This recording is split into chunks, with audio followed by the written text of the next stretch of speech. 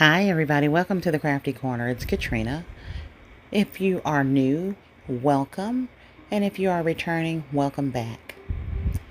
Here's the concept using the clear bags with the Love Struck body mist, bath bombs.